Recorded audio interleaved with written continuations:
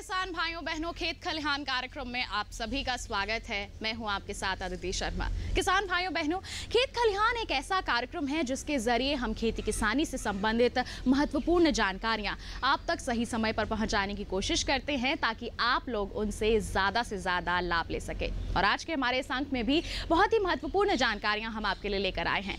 आज हम आपको बताएंगे कि आप अगेती पालक की बुआई किस प्रकार कर सकते हैं और फिर आपको जानकारी देंगे खरीफ में हरी मिर्च की खेती के बारे में। तो फिर आइए आज के हमारे इस कार्यक्रम की शुरुआत करते हैं। किसान भाइयों बहनों, जब भी बात होती है हरी पत्तेदार सब्जियों की तो सबसे पहले नाम आता है पालक का। और हमारे कृषि वैज्ञानिकों ने अपनी कड़ी मेहनत और शोध कार्यों से इसकी कई उन्नत किस्में विकसित की हैं। उनमें से कुछ हैं जो जल्द पकने वाली हैं और उनकी बुआई आप इस समय कर सकते हैं और उसका अच्छा उत्पादन हासिल कर सकते हैं। ज़रूरत है कुछ मुख्य सावधानियां बरतने की। तो फिर आइए आपको कार्यक्रम के इस भाग में बताते हैं कि अगेती पालक की बुआई करने के लिए आपको क्या कदम उठाने हैं।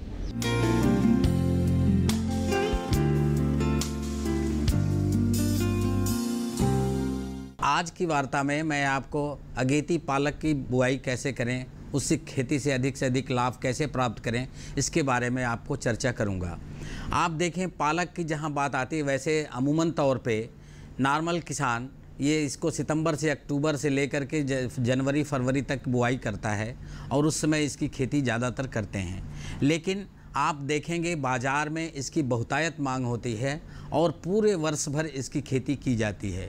तो बहुत सारे किसान ऐसे हैं जो सिर्फ पालक की ही खेती कर कर के अपनी आमदनी में वृद्धि करते हैं। तो जहाँ तक संभव हो सके हमारे किसान भाई, इस समय बाज़ार में पत्तेदार सब्जियों की मांग ज़्यादा होती है और यदि आप पालक की खेती करते हैं तो इससे आपको बहुत ज़्यादा मुनाफा मिलता है।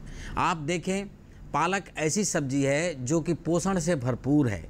आप इसमें अधिक से अधिक विटामिन, खनिज लवण, आयरन तथा कैल्शियम मिलता है। इसके अलावा इसमें बहुत अधिक रेशा होता है तथा कार्बोहाइड्रेट बिल्कुल कम होता है, जिसकी वजह से ये हमारे डायबिटिक के पेशेंट्स के लिए भी बहुत अच्छा होता है। तो ये पालक की सब्जियां अपने भोजन में समावेश करके अपने स्वास्थ्य को संतुलित कर सकते हैं और अधिक से अधिक स्वास्थ्य लाभ ले सकते हैं। इसकी खेती आमतौर से ओपन खेत में करते हैं, फील्ड में करते हैं। और अगर किसान भाई के पास अपनी ज़मीन हो तो उसमें भी छोटे खेती में कर सकते हैं। अगर उनके पास घर के पीछे पिछवाड़े में अगर बैकयार्ड में जगह है, वहाँ भी इसकी खेती कर सकते हैं। मेरा कहने का मतलब है, अगर फिर भी छत है आपके पास तो उस पर भी आप कंटेनर गार्डनिंग कर सकते हैं, रूफ गार्डनिंग जिसको हम कहते हैं, उसको कर सकते हैं। और जो हमारे किसान भाई आर्थिक दृष्टि से खेती करना चाहते हैं तो वो हमारे जो ओपन खेत हैं, फील्ड हैं, खुले खेत में 1-1 हेक्टेयर की खेती, जहाँ पे 1-1 एकड़ की खेती करते हैं हमारे किसान भाई, उसमें खेती कर सकते हैं। तो मैं उसके लिए आपको ये बताना चाहता हूँ कि ये समय बहुत ही अच्छा आ रहा है। इस समय आप इसकी बुआई कर सकते हैं। इसके लिए सबसे बड़ी बात है कि आप खेती की तैयारी अच्छे से करें। खेती की तैयारी में अगर आप देखें, क्योंकि ये पत्तेदार सब्जियां हैं, इनमें अगर खेती में जीवांश अधिक होगा तो पत्तियों की ग्रोथ बहुत अच्छी होती है और उसकी वजह से आप अधिक उत्पादन भी ले सकेंगे। तो ये जहाँ तक बात हम देखने की है कि आप 25 टन सड़े गोबर की खाद अगर मिल जाए तो आप अपने खेत में 1 हेक्टेयर के हिसाब से मिलाएं, और नहीं तो आप फार्म यार्ड कंपोस्ट हो उसको भी मिला सकते हैं। अगर संभव हो तो आप वर्मी कंपोस्ट भी अपने खेत में मिला के डाल सकते हैं, तो जिससे कि ये भूमि जो है उर्वरा शक्ति इसकी बढ़े और उसमें जब आप बिजाई करेंगे तो पौधों की बढ़वार अच्छी हो सके। इसके साथ ही जब आप खेतों की अच्छी तरह से जुताई कर लेते हैं, उसमें ये आप जो सड़ी खाद है कंपोस्ट की मिला लेते हैं। मिलाने के बाद 1-2 हल से अच्छी से जुताई करें और बिल्कुल ज़मीन भुरभुरी हो जाए, पानी लगा करके बिल्कुल जब उसमें ओट आ जाए तब आप उसकी जुताई करें। जुताई करने के बाद आप देखेंगे तब ये बिजाई के लायक इसको आपको तैयार करनी है। जैसा बारिश का मौसम है इस समय, तो हमारे किसान भाई इस चीज़ को देख सकते हैं कि अगर उन्हें रेज्ड बेड पे खेती करनी है, जैसे ऊंची उठी हुई क्यारियां बनानी हैं, तो आप उसके लिए 1 मीटर चौड़ी क्यारियां बना सकते हैं, या 80 से लेकर 1 मीटर चौड़ी क्यारियां टमाटर के लिए भी जैसे बनाते हैं, इस तरह से ऊंची उठी हुई 1 फुट लगभग ऊंची उठी हुई क्यारियां बनाएं और बीच में 2 क्यारियों के बीच में कम से कम 1.5 फुट की जगह छोड़ें, जिससे कि आने जाने में और उसमें पानी देने में लगाने में आपको असुविधा ना हो। तो इस तरीके से आप रेस्ड बेड पे खेती कर सकते हैं। लेकिन ज़्यादातर किसान हमारे ऐसा भी देखा गया है कि वो बिल्कुल फ्लैट बेड में भी खेती करते हैं, बिना मेड़ बनाए हुए उस पर भी खेती कर लेते हैं। तो वो करते हैं, उनकी अगर ज़मीन में पानी के निकास का अच्छा प्रबंध है तो वो आप फ्लैट बेड में भी खेती कर सकते हैं। इसको अब खेती करने के लिए मैं आपको पहले उन्नत किस्मों के बारे में बता देना चाहता हूँ कि आप देखें पालक की बहुत अच्छी किस्में, बहुत हमारे स्थानीय किस्में भी हैं, किसानों के बीच में प्रचलित हैं, वो अपनी उगाते हैं। लेकिन कुछ अच्छी किस्में हैं जो हमारे पूसा संस्थान से निकाली गई हैं, भारतीय कृषि अनुसंधान संस्थान नई दिल्ली से। इसमें पूसा हरित एक बहुत ही अच्छी किस्म है जो कि हमारे पर्वतीय क्षेत्रों में बहुत उगाई जाती है और मैदानी क्षेत्रों में भी इसकी खेती की जाती है। इसके अलावा दूसरी एक और किस्म है पूसा भारती।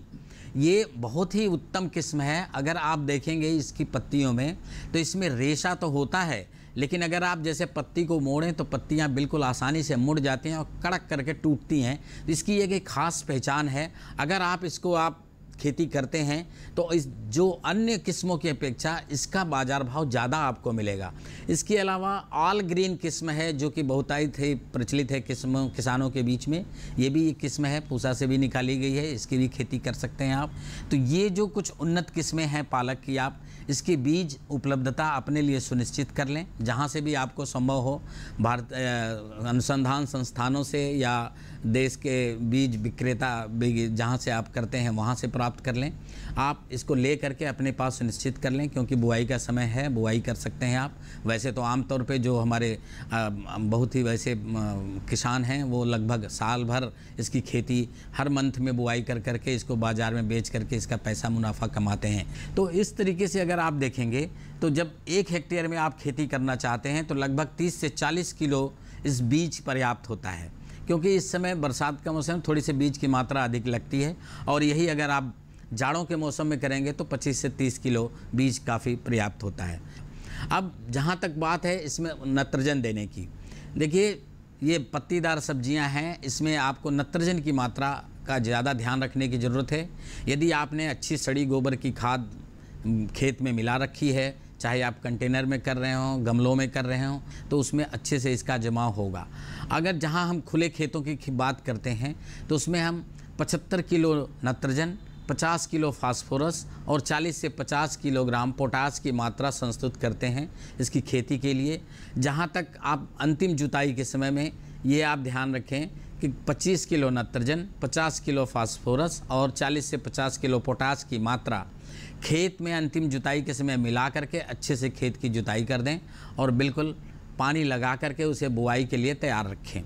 जब आप इस तरीके से करें और जो बाकी 50 किलो मात्रा बचती है नत्रजन की, तो इसको आप 30 दिन पे और 45 दिन पे इसका छिड़काव करते हैं, या यूँ कह लें कि जब पहली कटाई कर लेते हैं या दूसरी कटाई के समय में 25-25 किलो की मात्रा का छिड़काव करके आप अपने पौधों को देने के लिए ध्यान रखें। तो अब आप बीज की बुआई कैसे करें? जब आप देखें इसमें कम से कम 30 सेंटीमीटर की दूरी पे नाली निकालें, लाइन की कतार बनाएं। अगर आप मेड़ों पे बो रहे हैं, 1 मीटर चौड़ी मेड़ है, तो आप इसमें कम से कम आप जो है 4 लाइनें या तो 20 से लेकर के 25 सेंटीमीटर की दूरी पे लगा के 4 लाइनें आप बुआई कर सकते हैं। यदि आपके पास ड्रिप की सुविधा है तो भी आप इस रेस्ड बेड पे जो ऊंची उठी हुई मेड़े हैं इस पे भी आप अगर 2 लाइन पाइप बिछाते हैं तो उसके 2 लाइन पाइप के 2 लाइन इधर और 2 लाइन दूसरी तरफ, इस तरीके से इसकी आप बिजाई कतारों में करेंगे तो घास और पतवार जो खरपतवार है निकालने में आसानी होगी। तो अगर आप जब देखें जैसे ही आप बुआई कर लें और उसके बाद ध्यान रखें कि इसमें जो खरपतवार भी कभी कभी उगाते हैं तो उसके नियंत्रण के लिए अगर आपके पास पेंडिमेथिलिन दवा है तो ये 3 लीटर जो है दवा और 1000 लीटर पानी में घोल बना करके 1 हेक्टेयर के लिए पर्याप्त होता है। तो इससे जो है आपका कम से कम 20-25 दिन कोई घास उसमें नहीं निकलेगी और ये जो पौधा अपना है पालक की पत्तियाँ जो ये जर्मिनेशन बहुत अच्छा होगा और बहुत ही बढ़वार अच्छे तरीके से होगी। हो सके अगर आपके पास सूखी घासें हैं या पुआल हैं धान के, तो इसको भी अगर आप पलवार के रूप में उस पर बिछा देंगे तो इससे 2 फ़ायदे होंगे। एक तो ये है कि मॉइस्चर जो नमी है हमारे खेत में वो बनी रहेगी, जो बीज के अंकुरण को सहायक होगी। दूसरी बात है कि अगर तेज़ वर्षा आ जाती है किसी कारण से, तो ये तेज़ वर्षा से बीज को बहने से बचा सकती है। तो इसलिए अगर आप सूखी पलवार डाल दें, अगर ये आपके पास सुविधा नहीं है, अगर आपके पास सुविधा है पॉलीथीन की है, तो आप उसको भी बिछा सकते हैं 1-2 दिन के लिए, उसके बाद उसे हटा दें, जिससे कि अंकुरण में कोई दिक्कत ना हो और बीज अच्छे से जमाव हो सके। तो अगर इन बातों का आप ध्यान रखेंगे तो आप पालक की अधिक से अधिक गुणवत्ता युक्त फसल ले सकते हैं। एक बात और आपको बताना चाहता हूँ कि देखिए, इसमें बरसात का मौसम है, तो जैसे ही जमाव आपका हो जाता है, 1 हफ्ते 10 दिन के पौधे हो जाते हैं, तो उस पर छोटे छोटे कीड़े दिखाई देते हैं, पत्तियों में छेद करने वाले दिखाई देते हैं, रस चूसने वाले दिखाई दे सकते हैं, जो कि जाड़ों में बहुत कम मिलते हैं। कि अगर ऐसी चीज़ दिखाई दे रहे हैं, छोटे छोटे कुछ कीड़े दिखाई दे रहे हैं, लूपर दिखाई दे रहे हैं या कटुए कीट की तरह दिखाई दे रहे हैं, तो आप नीम आयल आती है या नीम बीज अर्क का घोल आता है 5% का, इसका 2 ml प्रति लीटर पानी में घोल बना करके यदि आप पत्तियों पे छिड़काव कर देते हैं, तो आप इन कीड़ों से अपनी फसल को बचा सकेंगे। ये जो रस चूसने वाले हैं या कुछ कुतरने वाले हैं, तो इनसे आपकी रोकथाम बड़े आसानी से इन कीटों का हो जाएगा। तो इस बात का आप ध्यान रखेंगे। और पानी, जो सिंचाई की बात है, इसको भी आपको देने की आवश्यकता ज़रूर है, क्योंकि अगर बीच में बरसात हो जाती है तो ठीक है, नमी खेत में है तो कोई दिक्कत नहीं है, और अगर लंबे समय तक बारिश नहीं होती है, फिर आपको देखना है कि फिर 5 से 7 दिन के बाद अगर जर्मिनेशन हो गया है, पौधे मुरझाने की अवस्था आने वाली है, तो उसमें आप सिंचाई ज़रूर करें। जब भी करें आप हल्की सिंचाई करें। और अगर किसी कारण से आपको दिखाई दे रहा है कि अगर उसमें कहीं डैम्पिंग ऑफ की बीमारी आ रही है, तो हो सके तो जो आप सिंचाई वाले पानी में आप डाइथेनियम 45 का घोल बना दें, तो उससे सिंचाई कर देंगे, तो ये जो आपका विल्टिंग वाला पौधा है, ये बीमारी से बचाव हो सकेगा। तो इस तरीके से अगर आप वैज्ञानिक ढंग से खेती करेंगे, और अगर आपके पास एक बात और हम अपने किसान भाइयों को बताना चाहते हैं, यदि आपके पास पॉली हाउस है, इस समय गर्मी में अभी आपने कुछ लगाया नहीं है, तो आप उसके अंदर में भी पालक की बहुत अच्छी खेती ले सकते हैं, जो कि 6 से 8 हफ्ते में ही इसको आपको फसल मिल जाती है, और इससे अधिक आपको दाम भी बाज़ार में मिल जाएगा। तो आप उसका उपयोग खुले अगर हैं, खाली हैं, तो उसका भी प्रयोग कर सकते हैं। दूसरा, अगर हमारे किसान भाई ऐसे हैं कि खेत पॉली हाउस करते हैं और उनके पॉली हाउस में लगातार खेती करने से उसमें क्षारीय भूमि बन गई है, जिसका pH मान 8, 8.5 तक पहुंच गया है, तो मैं उनके लिए ये संस्तुत करना चाहता हूं कि अगर संभव है तो वो इस समय, जब उनका खेत अभी खाली है, दूसरी फसल लगाने का टाइम अगस्त तक आता है, तो उसमें एक फसल पालक की ले लें, तो ये काफ़ी हैं, ये पालक सोख लेते हैं और अगली फसल के लिए बहुत ही ये ज़मीन अच्छी मानी जाने लगती है। फिर आप अगली फसल जब आप उसमें लगाएंगे, तो आपकी फसल बहुत ही अच्छी होगी। तो आपको एक अतिरिक्त लाभ उस पालक की खेती से आप अभी ले सकते हैं, जो कि आप 6 से 8 सप्ताह में ही तैयार हो जाती है। तो इस समय आप देखेंगे, अगर आप 6 सप्ताह में लेते हैं, तो हमारे किसान भाई हार्वेस्टिंग का जो बात हम करते हैं, अच्छी जब फले ये पौधे बन जाते हैं, तो आप 6 सप्ताह में एक कटाई ले सकते हैं। और अगर कटाई नहीं कर पाते हैं, तो कोई किसान भाई जड़ सहित पौधे को उखाड़ करके बाज़ार में फिर बेचने के लिए ले जाते हैं, क्योंकि उनका ये मकसद होता है कि हमें बस तुरंत अगली फसल दूसरी लेनी है, इस वजह से। और अगर पालक की फसल लेनी है, तो आप एक कटाई करके उसमें 25 किलो नत्रजन छिड़काव करके हल्की सिंचाई कर दें, तो दूसरी ग्रोथ जल्दी से आ जाती है, और फिर आप 8 हफ्ते तक दूसरी कटाई करके आप फिर पालक की बाज़ार में बिक्री कर सकते हैं। इससे आप इस तरह से अधिक लाभ मुनाफा कमा सकते हैं। कम समय में अधिक मुनाफा आपको प्राप्त हो सकता है। तो अभी आपने जाना कि आप अगेती पालक की बुआई किस प्रकार कर सकते हैं। कार्यक्रम में फिलहाल किसान भाइयों बहनों, वक्त हो चला है एक छोटे से ब्रेक का। आप कहीं मत जाइएगा, ब्रेक के बाद हम आपको खरीफ में हरी मिर्च की खेती के बारे में बताएंगे। बने रहिए दूरदर्शन किसान पर और देखते रहिए हमारा कार्यक्रम खेत खलिहान। उपज के भाव ताव,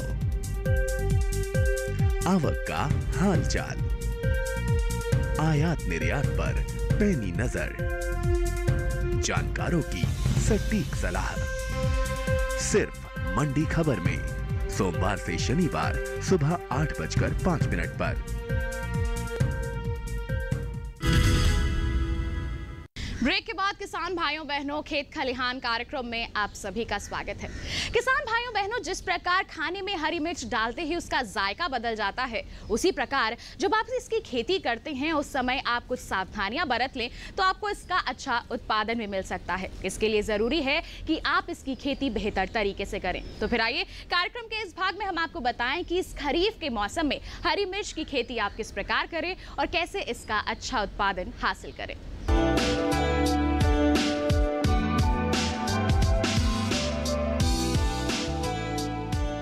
आज हम लोग खरीफ के समय मिर्च की खेती पर कुछ बातें बताएंगे। एक अच्छी मिर्च की फसल लेने के लिए अच्छे और स्वस्थ पौधों का तैयार करना बहुत ज़रूरी है। इसके लिए आपको पूर्ण ध्यान देना होगा कि आपके पौधे जो हैं रुपाई से पहले पूर्ण तरह से स्वस्थ हैं। उसके लिए हम लोग खरीफ के समय ये कोशिश करते हैं कि ज़्यादातर जहाँ पर नेट हाउस की अगर आपके पास फैसिलिटी है या मच्छरदानी भी जो आपको कॉमनली आप लोग यूज़ करते हैं उसके अंदर में पौधों का या बीज का रुपाई करें। उसके लिए सबसे पहले हम लोग बेड बनाते हैं जो लगभग ज़मीन से 15 सेंटीमीटर की ऊंचाई पे होना चाहिए। बेड बनाते समय ये ध्यान रखिए उसमें अच्छे से गोबर की खाद मिली हुई रहनी चाहिए, और क्योंकि बरसात का मौसम रहेगा तो उसमें जो है पौधों में बीमारी आती है, वह कहलाई जाती है पदवी गलन। तो वो एक फफूंद से होती है। उसके लिए गोबर की खाद जब आप मिट्टी में मिलाते हैं उसके साथ साथ फंजीसाइड भी मिला सकते हैं, जैसे बैवेस्टीन या कैप्टॉफ। गोबर की खाद में उसको मिला करके फिर आप बेड की तैयारी कीजिए। बेड जब आपका लगभग 15 सेंटीमीटर की ऊंचाई पे जब आपका तैयार हो गया है तब ऊपर की जितने भी पत्थर वगैरह हैं छोटे छोटे उसको हटा करके एक समतल और महीन मिट्टी तैयार करने की कोशिश करिए, और उसके बाद जो है उसमें बीज की रोपाई के लिए हम लोग तैयारी करेंगे। बीज की रोपाई के लिए लगभग हम लोग यह ध्यान रखते हैं कि बीज की गहराई जो है 1 या 1.5 सेंटीमीटर से ज़्यादा नहीं होनी चाहिए। इसलिए हम लोग जो बेड तैयार किए हैं उसमें उंगली से ही सीधी सीधी धारियाँ बनाते हैं और उसमें हम लोग बीज जो है बोते हैं। एक बार जब बीज की बोआई हो गई है उसके बाद हम लोग उसको हल्की सी मिट्टी से ढक करके उसके ऊपर घास रख करके फिर पानी डाल देते हैं। मौसम में तापमान लगभग 30 से 32 डिग्री के आसपास रहता है, तो आपके सारे पौधे जो है 1 हफ्ते से 10 दिन के अंदर में जम जाते हैं। जब एक बार पौधे जब जम जाते हैं तो आपको सारी घास जो उसके ऊपर डाली गई थी वो हटा देनी चाहिए। हर दिन सुबह और शाम उसमें पानी देना बहुत ज़रूरी है। जब पौधे 1 हफ्ते से के करीब होने लगे तब उसमें जो है होइंग करनी पड़ती है, मतलब उंगली से ही जितने भी हैं छोटे छोटे वीड्स जो आने लगते हैं उसको हटाना पड़ता है। इसको जो बहुत कॉमनली आप लोग खरपतवार बोलते हैं वो करनी पड़ती है, और पौधों की तैयारी में लगभग 1 महीने का समय लग जाता है। तो उसकी रुपाई से पहले 40 से 45 दिन में आपके पौधे तैयार हो जाते हैं। और अगर इस बीच आपको ये लगता है कि ये पत्ती संकुचन की प्रॉब्लम आपको दिख रही है तो अब आप जो है उसमें नीम की जो तेल होती है वो नीम बान की दवाई में उपलब्ध है बाज़ारों में, वो आप ले सकते हैं। और सीडलिंग में 1 लीटर में 2 ml मिला करके उससे आप जो है हर हफ्ते पौधों पर स्प्रेइंग कर सकते हैं। इससे जो है आपकी ये जो बीमारी होती है वो सफ़ेद मक्खी से फैलती है, तो सफ़ेद मक्खी नहीं आ पाती है। 40 से 45 दिन में जब आपके पौधे तैयार हो गए हैं तब आप इसको खेतों में रुपाई के लिए तैयार कर सकते हैं। तो खेतों की तैयारी के लिए आपको जो है इसमें खरीफ के मौसम में बेड सिस्टम लगाना पड़ता है। इसमें जो है आप बेड बनाने रिज एंड फरो टाइप का बेड बनाना होता है, ताकि बरसात के मौसम में जब बरसात अगर ज़्यादा हो रही हो तो पानी खड़ा नहीं रहना चाहिए। इसके लिए हम लोग जो है पौधों की रोपाई जो है बेड पे करते हैं। पौधों की दूरी जो है लगभग 45 सेंटीमीटर से 60 सेंटीमीटर के बीच में होती है। अगर आप 1 एकड़ में खेती करना चाहते हैं तो उसके लिए आपको लगभग 100 ग्राम के बीज चाहिए होते हैं। 100 ग्राम के बीज से आप स्टार्टिंग कर सकते हैं, और 1 एकड़ में लगभग 4500 के करीब पौधे आ जाते हैं अगर आपके पौधों के बीच में 45 सेंटीमीटर की दूरी है और रो टू रो की स्पेसिंग अगर 60 सेंटीमीटर है।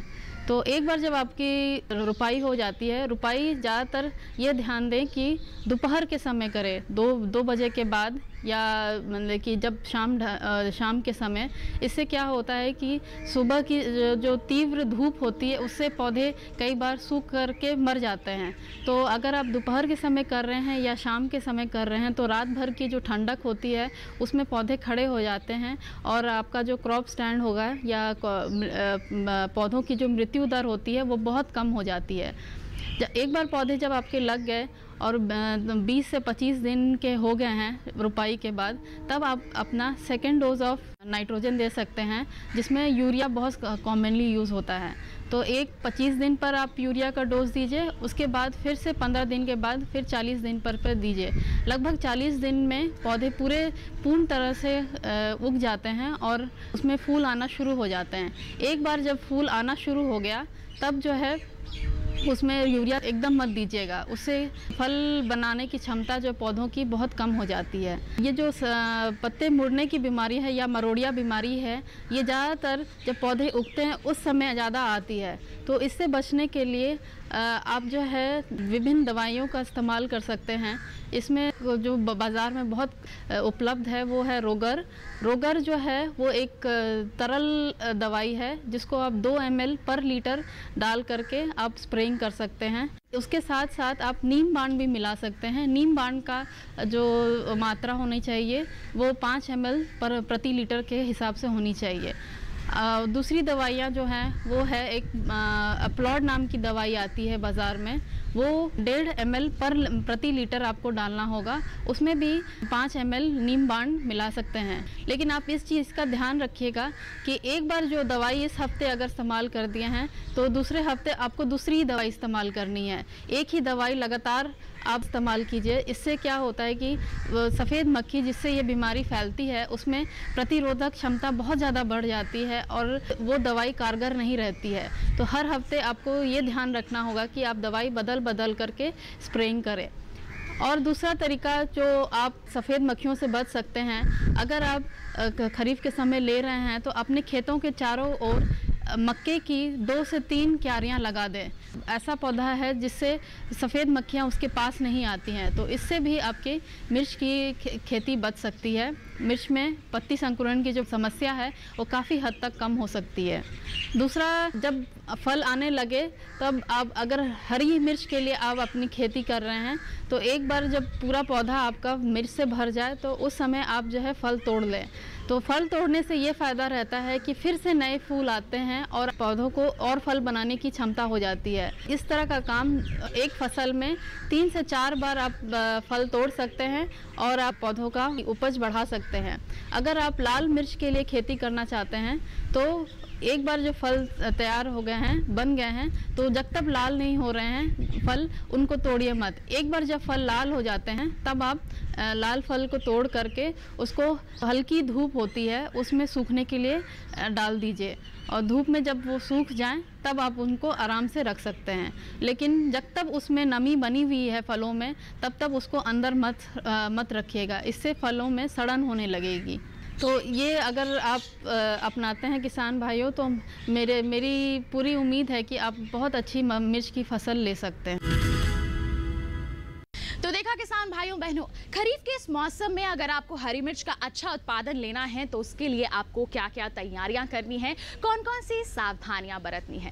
कार्यक्रम की शुरुआत में हमने आपको बताया था कि अगेती पालक की बुआई के लिए आपको क्या कदम उठाने हैं, कौन सी वो खास बातें हैं जिनका आपको ध्यान रखना है जिससे आप अच्छा उत्पादन हासिल कर पाए। तो किसान भाइयों बहनों, आज के हमारे इस अंक में बस इतना ही।